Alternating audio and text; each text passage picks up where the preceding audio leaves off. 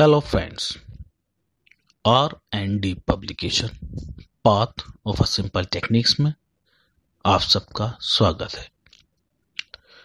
इस चैनल के जरिए हम basic accounting information and accounting problems को एक बहुत ही सिंपल एंड इजी टेक्निक के जरिए समझेंगे और सॉल्व करेंगे। आपसे रिक्वेस्ट है कि आप वीडियो को पूरा देखें और लाइक, शेयर एंड चैनल को सब्सक्राइब करना ना भूलें। फ्रेंड्स, नेक्स्ट क्लास स्टार्ट करने से पहले एज यूजुअली एक नज़र रिवीजन पर। क्लास 5th में हमने कुछ अकाउंटिंग टर्म्स जो हमारी रह गई थी उस पर स्टडी की थी, जिसमें एसेट्स और material objects, liabilities, debit and credit, vouchers, paid, receive और कॉन्ट्रा टर्म्स शामिल हैं। सो फ्रेंड्स, अब शुरू करते हैं अपनी class 6th, classification of accounts.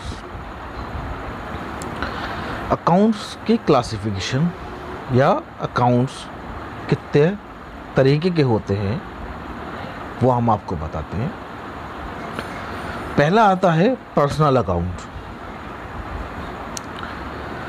दूसरा इसके अपोजिट इम्पर्सनल अकाउंट और non personal account. Non personal account दो तरीके के होते हैं, रियल और प्रॉपर्टी अकाउंट, नॉमिनल और फिक्टिशियस अकाउंट। सो फ्रेंड्स, पहला पर्सनल अकाउंट पढ़िए।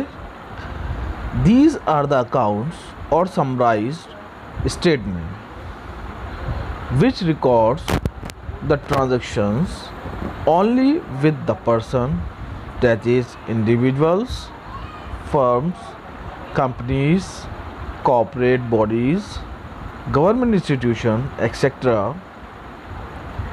Accounts recording business transactions with debtors means customer and creditors means suppliers are termed as personal account. Examples देखें, Mr. X account, bank account, municipal corporation account, debtors account, creditors accounts are all personal accounts. So friend, जैसा कि इसके नाम से ही हमें मालूम चलता है कि पर्सनल अकाउंट वो अकाउंट है या वो समराइज स्टेटमेंट है जिसके अंदर हम किसी इंडिविजुअल या पर्सन का रिकॉर्ड रखते हैं। मिसाल के तौर पे individuals, firms, companies, corporate bodies, government institutions etcetera. Personal account में दो टर्म हम लोग यूज़ करते हैं, डेटर्स जिसको हम कस्टमर कहेंगे, क्रिएटर्स जिसको हम सप्लायर्स कहेंगे, राइट। इस अकाउंट के जो कुछ एग्जांपल्स हमने दिए हैं वो है मिस्टर एक्स अकाउंट। एक्स की जगह मेरा या आपका अकाउंट हो सकता है, right.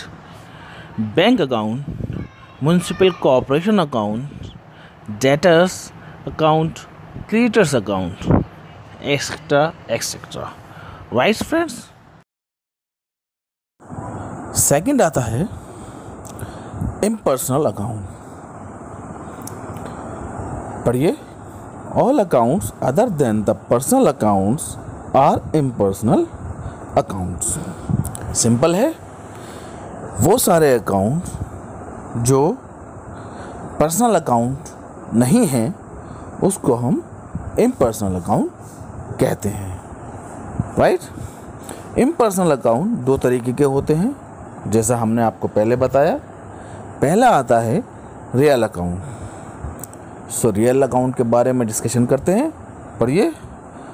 These accounts recorded all the transactions of the traders in property and material objects. Example: things, goods, assets. These are tangible or visible. That is, they can be a touch, seen, etc. So friends, real और property account में हम हर उस चीज़ को रखते हैं जो हमारी property से रिलेटेड हो या हमारे मटेरियल से रिलेटेड हो, राइट्स। जैसे कोई चीज़ हो, कोई गुड्स हो, कोई फर्नीचर हो, कोई लैंड एंड बिल्डिंग हो, एक्सेट्रा एक्सेट्रा। ये जो चीज़ें हैं ये टेंजिबल भी होती हैं और विजिबल भी होती हैं। मीन्स हम इसको टच भी कर सकते हैं और देख भी सकते हैं, राइट। इम्पर्सनल अकाउंट का सेकंड पार्ट नॉमिनल और फिक्टिशियस अकाउंट्स। पढ़िए। All business expenses, losses, gains, profit, income are recorded under these account. Examples: rent, salaries, taxes, insurance, discount, commission, etc. These represent intangible and invisible account. Simple है कि हम अपने expenses, losses, gains, profit, income, इसमें commission भी आ सकता है, right. ये सब हम किस अकाउंट के अंडर रखते हैं? Nominal and fictitious account. Nominal and fictitious account ये इंटेंजिबल होते हैं और इनविजिबल आइटम्स को हम इस हेड के अंदर रखते हैं। मीन्स जो हम वो आइटम जिसको हम टच ना कर सकें और ना वो विजिबल हो, right. Just opposite of real and property account, right. So friends, अब हम आगे की तरफ चलते हैं और हम सीखेंगे fundamental rules of double entry system. ये बहुत इम्पोर्टेंट रूल्स हैं जो हमको पूरी अकाउंटिंग में फॉलो करना है, राइट, और अपने लाइफ टाइम कभी नहीं भूलना है।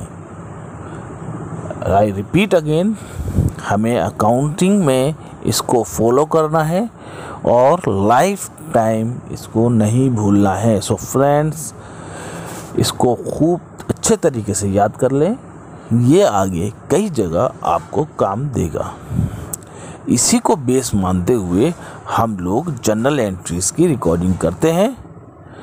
फर्स्ट स्टेप हमारा होता है ट्रांजैक्शन कलेक्ट करना। सेकंड स्टेप हमारा है जर्नल एंट्रीज को रिकॉर्ड करना, राइट। क्लासिफिकेशन ऑफ अकाउंट्स हम लोगों को क्लियर हो चुका है। हम पढ़ चुके हैं कि दो तरीके के अकाउंट होते हैं, पर्सनल और इम्पर्सनल अकाउंट। इम्पर्सनल के भी टू टाइप्स होते हैं, real and property and nominal and fictitious account. So इन्हीं अकाउंट्स का अब हम fundamental rules of double entry system पढ़ते हैं। सो फ्रेंड्स, पहला आता है पर्सनल अकाउंट। पर्सनल अकाउंट का जो रूल है वो है debit the receiver of benefits, credit the giver of benefits. इस बात को बखूबी ध्यान रखें कि जर्नल एंट्रीज में अगर हम किसी चीज़ को डेबिट करते हैं तो किसी चीज़ को क्रेडिट भी करेंगे। तो पर्सनल अकाउंट में डेबिट क्या होगा? बेनिफिट का रिसीवर, और बेनिफिट्स का गिवर हमारा क्रेडिट होगा। आइए अब हम इम्पर्सनल अकाउंट पे चलते हैं। इम्पर्सनल अकाउंट का पहला आता है रियल और प्रॉपर्टी अकाउंट। इसका क्या रूल है? Debit what benefits comes in, credit what benefit goes out. Means वो बेनिफिट जो आप आपके पास आ रहा है उसको आप डेबिट करेंगे, और वो बेनिफिट जो आपसे दूर जा रहा है या आप उसको पेड कर रहे हो उसको क्रेडिट करेंगे। ओके, अब इम्पर्सनल अकाउंट का सेकंड पार्ट जो आता है उसको देखें। नॉमिनल एंड फिक्टिशियस अकाउंट, इसका क्या रूल है? Debit expenses and losses. I repeat again, debit expenses and losses, credit income gains and profit। Means आपके जो एक्सपेंसेस हैं, जो लॉसेस हैं, उसको आप डेबिट करेंगे और इनकम को, गेंस को, प्रॉफिट को आप क्रेडिट करेंगे। Right?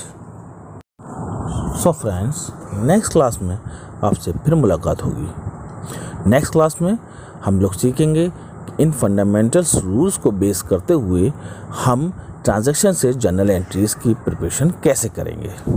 So friends, you are requested to please like, share and subscribe our channel R&D Publications, Path of Simple Techniques.